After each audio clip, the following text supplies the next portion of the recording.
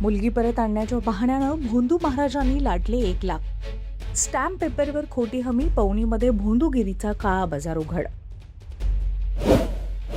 तुमची पळून गेलेली मुलगी परत आणून देतो, नाही आली तर पैसे परत, अशा गोड बोलांनी एका हतबल बापाला जाळ्यामध्ये ओढत भोंदू महाराजांना तब्बल 1,00,000 रुपये लाटल्याची संतापजनक घटना भंडारा जिल्ह्यातील पवनी तालुक्यात उघडकीस आली आहे.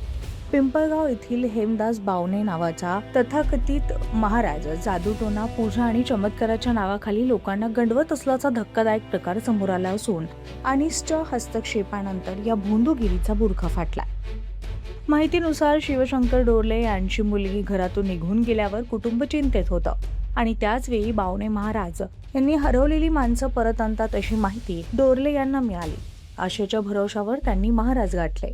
महाराजांनी मोठे मोठे दावे करत विशेष पूजा करावी लागेल असं सांगितलं आणि थेट 1,00,000 रुपयांची मागणी केली. एवढ्यावरच न थांबता विश्वास बसावा म्हणून स्टॅम्प पेपरवर मुलगी परत आली नाही तर पैसे परत अशी लिखित हमी दिली.